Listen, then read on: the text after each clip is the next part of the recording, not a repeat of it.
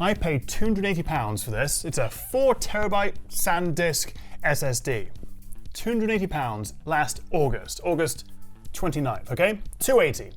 Today, it is £665. Amazon is very graciously giving me a 23% discount down to $510, which is still double. It just starts skyrocketing from December. As of January, it's double. April, it's triple. Even my Mac Mini is more expensive now, and so is my PlayStation, my graphics card, my RAM. Why is everything so expensive? To be fair, it's not all doom and gloom, and actually some tech is cheaper and actually better value than ever, and we'll come to that in a second. But first, why are prices creeping up? Well, obviously there's a million different reasons. You've got global instability, fuel prices are going up. But the main issue is, obviously, roll your eyes, AI. The key ingredients of pretty much all tech, all gadgets, all devices that you and I use is memory and storage, both of which is being bought up by data centers and AI servers. The profit margins there are ridiculously better than just selling to little old you or me. And this AI demand is not slowing down, so we may not have even seen the peak yet. Let me give you a couple examples. Take this lovely 32GB kit of Corsair DDR5 RAM, which was about 100 quid thereabouts. Now it's 420 on Amazon. Or take the NVIDIA RTX 5090. When it launched a couple of years ago, was about $2,000, and everyone was losing their mind about how expensive it is. Now, if you can't even find one, we're talking $3,000 to $4,000.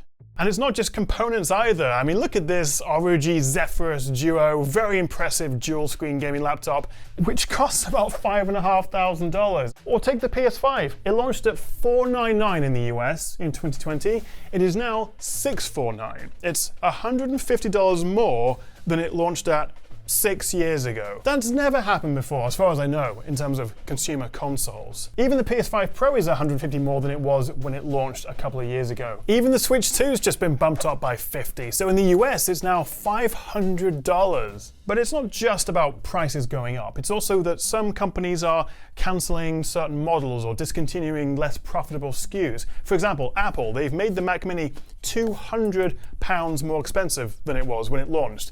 To be fair, they are bumping up the base storage from 256 to 512, so you are getting something for your money, and actually that was pretty much the cost of an upgrade anyway. But they've essentially discontinued the base 256 model because I suspect that was a bit less profitable. And similarly, we're hearing rumors that they may stop making the base MacBook Neo, that cheapest 599 one with the 256 storage, and instead just focus on the higher spec 512 model, which was, well, 100 more than that. So when will things improve? Well, short of an AI crash, which could happen, who knows, I think it's going to be a while, 1 to 2 years. And I don't think the prices we're seeing now are even really taking into account the huge increase in shipping costs and fuel costs with what's happening in Iran and around the world. Although there are some signs that SSD storage prices may start to stabilize later in the year, not go down by any stretch, but stop increasing at such a fast rate. But RAM, memory, looks like it's going to continue increasing over the next year or so. The hope is, as manufacturers try to keep up with the demand for AI and data centers, that eventually they catch up with the demand and then prices can fall back down. What I can tell you though is what is good value in 2026. Take LG's new top-of-the-line C6 and G6. In the UK and in some markets, it's actually between £200 and £300 less than the previous generations, although I don't think that applies to the US. But when it comes to actually saving money, it's more about the fact that you can buy a TCL or a Hisense or last year's model for significantly less than a fancy new high-end TV. What you can get now in terms of panel quality, brightness, HDR, gaming, 120Hz refresh rates, you can get for less than £1,000. A couple of years ago, you'd have to pay double to get those kind of features. So it's more about being smarter with your money and being able to get a legitimately much better product at a sort of mid-range price than you could a few years ago. Take monitors as well. I recently reviewed this Alienware's 27-inch 240Hz QD OLED. A couple of years ago, if you wanted a good OLED gaming monitor, you'd have to pay over £1,000. This is $350.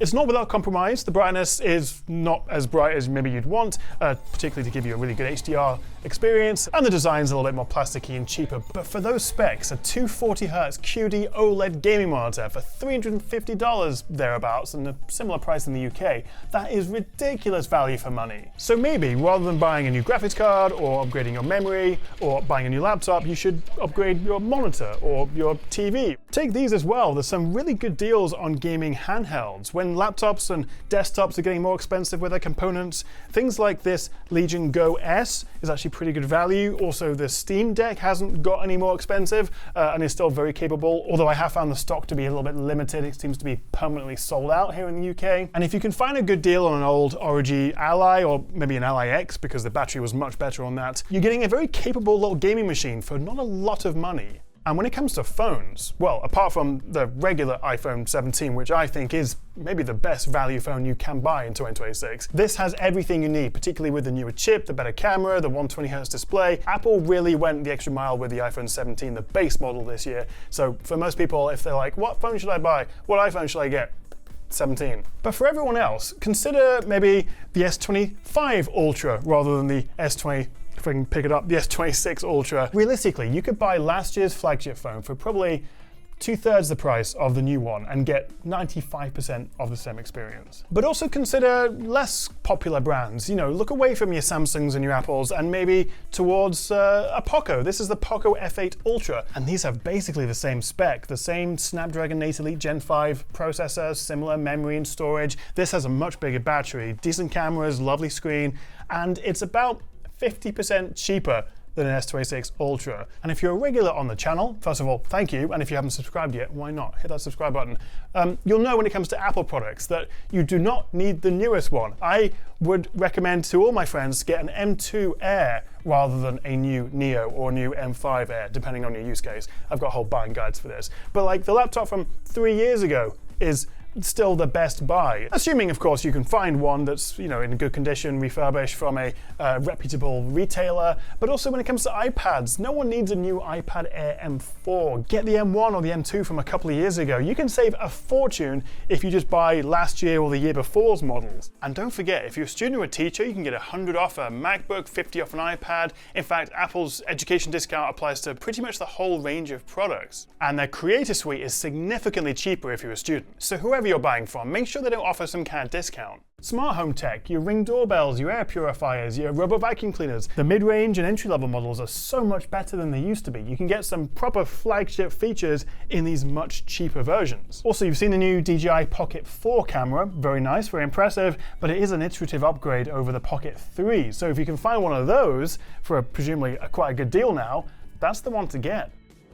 So, to sum up, some quick tech buying tips for 2026. Number 1, good value is not about buying cheap. It's about knowing that you're getting actually a really good product with the features you need without having to spend a fortune on the flagship top-end version. Number 2, buy last year's tech, or the year before that, or the year before that. Number 3, wait at least 6 months after a new product launches and you'll get some very nice discounts, particularly with TVs, but also phones and laptops. Number 4, discount periods, holidays, Black Fridays. Pretty self-explanatory, wait until there's a good sale on. Number 5, as I mentioned earlier, maybe don't upgrade your PC or laptop, but get a monitor or a new keyboard or something else, a peripheral instead. Number 6, go for the base spec. Generally, we're seeing, particularly with laptops and phones, the base model with, you know, the RAM and the storage has been increasing over time, so you really don't have to spend more. And lastly, this is pretty self-explanatory, try to make the most of what you already have. Is there a way you can upgrade it yourself, repair it yourself? Is there some other sort of peripheral or accessory you can add to it to improve it?